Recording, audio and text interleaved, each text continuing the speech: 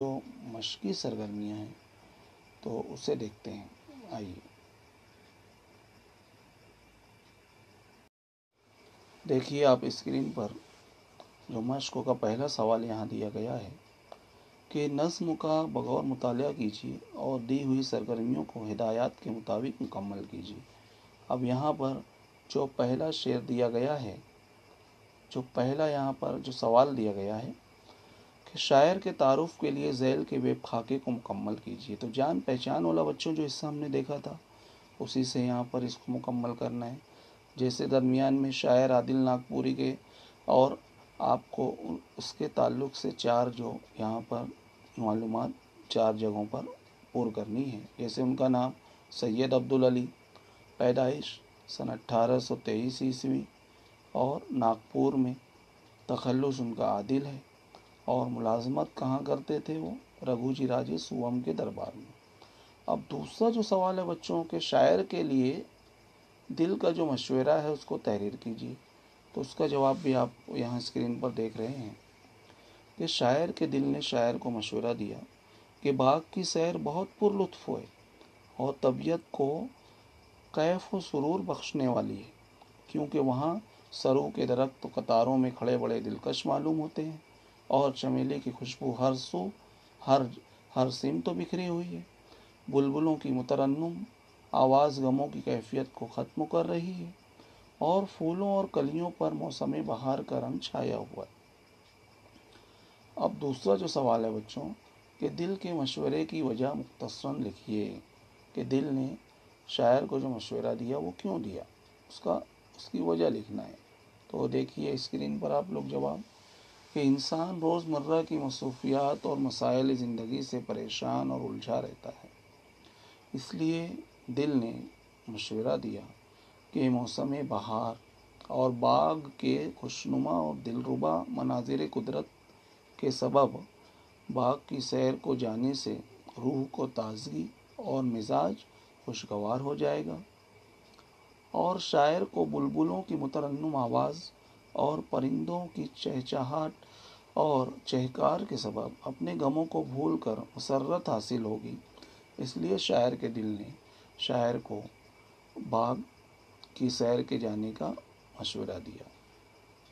عزیز طلبہ، یہاں اگلا جو سوال ہے، چوتھا جو سوال دیا گیا ہے کہ چمن میں گل و گنچا اور کیاریاں ہیں ان کی کیفیت بیان کیجیے کہ ان کی چمن میں یعنی باغ میں کیا حالت تھی، پھولوں کی، کلیوں کی اور کیاریوں کی یعنی خیابوں کی. تو اس کا جواب بھی آپ اسکرین پر دیکھ رہے ہیں کہ جس طرح سراہی میں شراب کا عکس نظر آتا ہے اور شیشے کی سراہی پر سبز و نقش و نگاری دلکش معلوم ہوتی ہے، اسی طرح باغ میں سبز و پودوں کی کیاری اور ان میں کھلے پھول اور کلیوں کا جو عکس پانی میں نظر آ رہا ہے، اور ان جو کیاریوں میں خوشبودار ہوا مست ہو کر گھومتی پھر رہی ہے. اب عزیز بچوں، اس کے بعد اگلا جو پانچواں سوال ہے کہ چمن میں بلبل اور صبا کی حالت بیان کیجیے. یعنی جو خوش گلو جو پرندہ ہے بلبل اور جو ہوا ہے تو ان کی کیفیت بیان کرنا ہے. تو چمن میں بہار آئی ہے اور بلبل اپنی مترنم آواز میں نغمے سنا رہی ہے اور اس وجہ سے غمگین دلوں کے غم کی کیفیت ختم ہو رہی ہے، اور جو چمیلی کی خوشبو ہے وہ باغ کو خوشبودار اور معطر کر رہی ہے. اسی لیے جو صبا ہے، ہوا ہے، اس خوشبو سے مست ہو کر کیاریوں میں اٹھلاتی مستانہ وار گھومتی پھر رہی ہے. چھٹا سوال دیا گیا ہے کہ شاعر کو عقلوں کی دی ہوئی نصیحت قلم بند کیجیے یعنی تحریر کیجیے کہ عقلوں نے شاعر کو کیا نصیحت کی. تو جواب دیکھیے آپ لوگ اسکرین پر کہ شاعر کو عقلوں نے نصیحت کی کہ تو بہت نادان اور بے وقوف ہے جو دل کے مشورے پر باغ کی سیر کو جانے کے لیے راضی ہو گیا ہے. یہ سچ ہے کہ باغ کی سیر دل ربا ہے، مگر ایسے شخص کے لیے جو مالدار ہے اور روزانہ کی محنت مزدوری اور فکر معاش اور روزگار سے آزاد ہے. باغ کی سیر गरीब और रोज़मर्रा के बखेड़ों में और जकड़े हुए इंसान को ज़ेब नहीं देती। 7वां सवाल दिया गया है कि अक्लों के मुताबिक सैर चमन जिनके लिए ममनू है उनके नाम लिखिए। इसका जवाब देखिए। अक्लों के मुताबिक जो गरीब इंसान है, मुफलिस हैं और दुख दर्द के जाल में फंसे हुए जो गरीब इंसानों के लिए बाग सैर जो सैर चमन ममनू है। अब 8वां सवाल दिया गया है कि नज़्म से सनत तशबीह का शेर तलाश करके लिखिए। तो बच्चों अभी हमने समझा, बिल्कुल आप लिख सकते हैं। हाँ, गुल गुंचा है सूरत जामो मीना, रविश अक्स सब्ज़ा से जो नक्श मीना। अब बच्चों 9वां सवाल है कि नज़्म में हवा, फूल और बाग के लिए जो दूसरे अल्फाज इस्तेमाल किए गए हैं उन्हें लिखना है आपको तलाश करके। तो यहाँ पर हवा के लिए सबसे पहले हम देखेंगे तो एक लफ्ज़ सबा आया है, दूसरा नसीम सहर आया है। अब फूल के लिए बच्चों एक तो गुल आया है और एक समन आया है जो चमेली के फूल के लिए आया है, और एक गुल और लाला जो गुले लाला जो जिसे गुले लाला भी कहा जाता है उसके लिए। और बच्चों बाग के लिए जो 3 लफ्ज़ आए हैं, चमन, गुलशन और गुलजार। अब 10वां जो सवाल दिया गया है ये भी बड़ा दिलचस्प है कि ज़ैल के हम मानी अल्फाज नज़्म से तलाश करके लिखिए। तो बच्चों इसमें आप देखें तो यहाँ पर 2 सुतूनों में आपको नज़र आ रहा होगा कि खुशबू के लिए जो लफ्ज़ है जो इस नज़्म में इस्तेमाल हुआ है वो इत्र है, ताज़गी के लिए तरावत है, और बुलबुल की जमा तो अनादिल है, अंदलीब भी कहा जाता है बुलबुल को, और फ़िक्रमंद के लिए आशुफ्ता, और परिंदों की चहकार सफ़ीर नवाज़न, और बाग दौड़ तो यहाँ पर उसके लिए लफ्ज़ तो बिल्कुल हूबहू लफ्ज़ वहाँ मौजूद नहीं है, फिर भी हम लोग यहाँ पर दाम अना लेते हैं, और बार बार यानी कि दमादम। अब बच्चों जो 11वां सवाल है तो वो देखते हैं हम लोग कि बाग की मंजर निगारी की गई है, वो गुल और लाला नसीम व शमीम परिंदों की चहकार से भरी है। ये जुमला हमने पहली बात में देखा था। तो इस बयान को नज़्म के हवाले से, क्योंकि अब नज़्म हम लोग पढ़ चुके हैं, समझ चुके हैं, साबित करना है, तो उसका जवाब भी हम लोग देख लेते हैं कि चमन में बहार आई है, गुले लाला और समन के फूल खिले हैं, और बुलबुल अपनी मुतरन्नुम आवाज़ में नगमे सुना रही है, और चमेली की खुशबू बाग को मुअत्तर कर रही है। नसीम सहर और सबा खुशबू यानी शमीम से मस्त होकर घूमती फिर रही है। अब बच्चों यहाँ जो 12वां सवाल दिया गया है कि नज़्म से शेर इजाफत वाली तरकीबें तलाश करके लिखिए।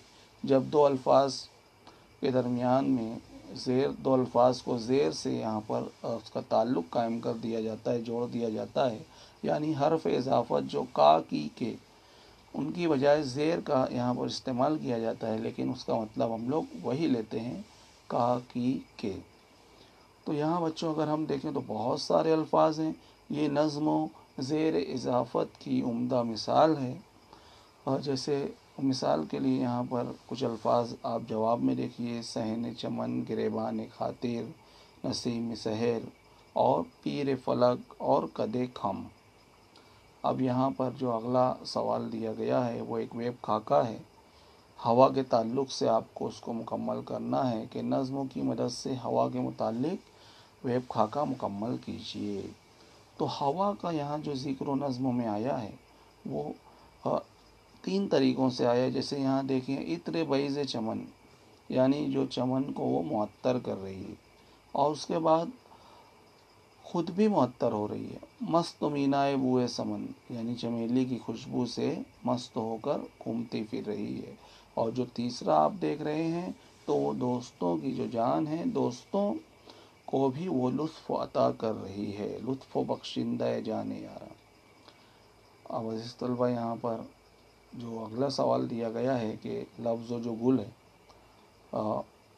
اس لفظ پر زیر زبر اور پیش لگا کر ہم کو مختلف معنی بنانا ہے اور لفظ بھی لکھنا ہے۔ یہ سوال نمبر 4 حصے قواعد میں سوال نمبر 4 کے بے میں اس طرح کا سوال آپ کو چوتھی سرگرمی میں پوچھا جاتا ہے۔ جیسے اگر ہم پہلے زبر لگاتے ہیں تو گل ہو جائے گا، اس کا مطلب ہوتا ہے بات چیت، معاملہ۔ اور اگر زیر لگاتے ہیں تو گل ہو جائے گا، گل یعنی مٹی اور کیچڑ۔ اور اگر پیش لگاتے ہیں تو یہ بالکل بآسانی استعمال ہوتا ہے، جیسے پھول۔ اب بچوں یہاں پر آخری جو ایک خاکہ دیا گیا تھا، آپ کتاب میں مشقوں میں دیکھ رہے ہیں کہ دیے ہوئے فکروں کے لیے نظم سے مخصوص ترکیبیں لکھیے۔ اب بچوں ترکیب کسے کہتے ہیں؟ تو الفاظ، یہ 2 سے زیادہ الفاظ کو ملا کر جو ایک نیا لفظ بنایا جاتا ہے اسے ہم لوگ ترکیب کہتے ہیں۔ تو خوشبودار سانسوں والی صبح کی ہوا، نسیم سحر، باغ میں عطر جیسی خوشبو پھیلانے والا، تو عطر بیض چمن یہ لفظ استعمال ہوا ہے۔ اور دوستوں کی جان کو لطف دینے والا، لطف بخشندہ جان یارا، مال و متاع والے یعنی کہ دولت مند لوگ، اہل برگ و نوا، اور تخ درد کے جال میں پھنسا غریب یعنی مفلس بندے دام انا۔ تو عزیز طلبہ، اس طرح آج ہم نے 10ویں جماعت کی چھٹی نظم و صحن چمن کی سیر کا مطالعہ کیا۔ امید ہے نظم آپ کو سمجھ میں آئی ہوگی۔ انشاءاللہ ہم کسی اور نظم یا سبق کے ساتھ ہماری ملاقات ہوگی۔ تب تک اپنا خیال رکھیے اور دیے گئے ہر کام کو مکمل کیجیے۔ خدا حافظ۔